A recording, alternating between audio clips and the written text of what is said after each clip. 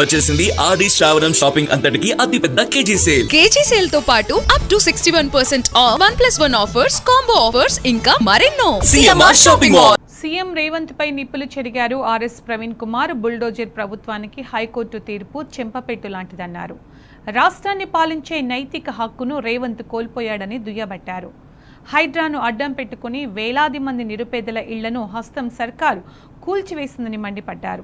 ధనవంతుల ఇళ్ల జోలికి పోకుండా పేదల నివాసాలపైనే హైడ్రా దమనకాండ కొనసాగిందని ఆర్ఎస్ ప్రవీణ్ కుమార్ గుర్తు చేశారు. జరిగిన దారుణాలు అన్నీ ఇన్ని కాదు. తెలంగాణలో భారత రాష్ట్ర సమితి మొదటి రోజు నుంచి కూడా హైడ్రాకు వ్యతిరేకంగా పోరాటం చేస్తున్నారు.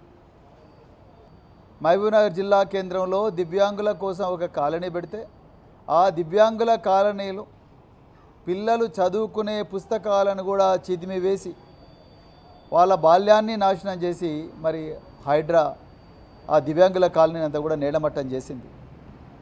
అదేవిధంగా సున్నం చెరువులో కూకట్పల్లిలో గుడిసెలను నేలమట్టం చేశారు హైడ్రా అధికారులు. అమీన్పూర్ దగ్గర కూడా అదేవిధంగా ఎన్నో బిల్డింగులను నేలమట్టం చేసిండ్రు. వెలుగుమట్లలో ఖమ్మంలో అయితే ఖమ్మంలో వెలుగుమట్లను గాజాలాగా నేలమట్టం చేసిండ్రు. వేలాది ఇళ్లను మరి నేలమట్టం చేసిన ఘోరమైన క్రూరమైన చరిత్ర ఈ హైడ్రాకున్నది. గౌరవ హైకోర్టు ఏ స్థాయిలో ఆర్డర్లు ఇచ్చిందంటే 63 కోర్టు ధిక్కరణ ఆదేశాలు ఇలా మరి హైడ్రా కమిషనర్ మీద ఉన్నాయంటే మీరు అర్థం చేసుకోండి ఈ రాష్ట్రంలో ఎంత అరాచక పాలన నడుస్తున్నదో. కోర్టులకు ఆదివారం శనివారం సెలవులు ఉంటాయి.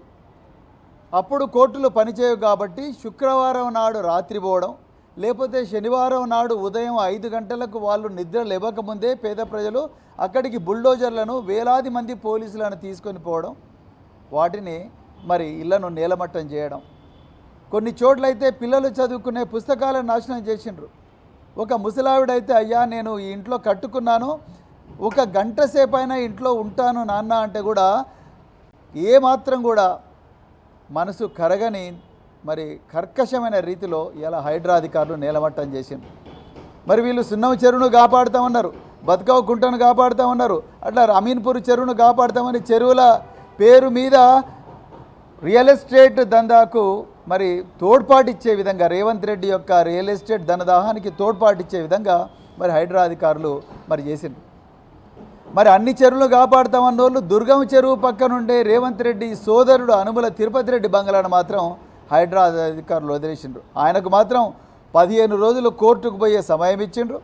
ఆ కోర్టుకు పోయి ఆయన స్టే తెచ్చుకునే సమయం ఇచ్చిండ్రు. దాని తర్వాత ఆయన పూర్తిగా మర్చిపోయారు. అంటే ధనవంతులు ఎక్కడైతే నివాసం ఉంటున్నారో ఆ ఇళ్ళ జోలికి కూడా పోలేదు హైడ్రా అధికారులు.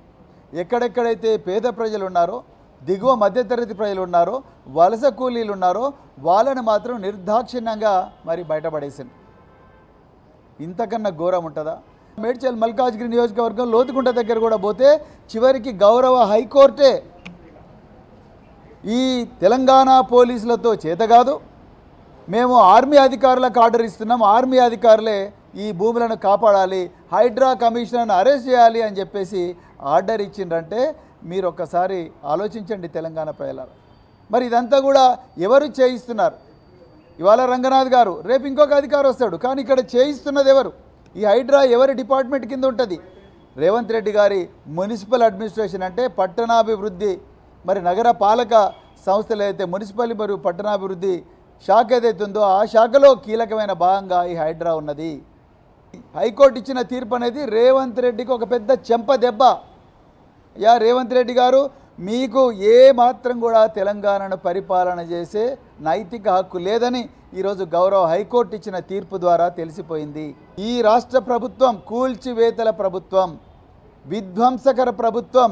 లగచర్లలో నాశనం చేసిండ్రు, వెలుగుమట్లలో నాశనం చేసిండ్రు, సున్నం చెరువు పేరుతో నాశనం, బౌద్ధర్గూడ పేరుతో బుల్లెట్ ట్రైన్ పేరుతో నాశనం, అదేవిధంగా లోతుకుంటలో నాశనం. ఎక్కడ చూడు విధ్వంసం విధ్వంసం విధ్వంసం. అదేవిధంగా ఆ విధ్వంసాన్ని చేస్తూనే మరోవైపు పేదల భూములన్నీ కూడా మీ 4 బ్రదర్స్, మీ కాంగ్రెస్ పార్టీ నాయకులు అందరూ కూడా మొత్తం కూడా కబ్జాలు చేస్తూ ఉన్నారు.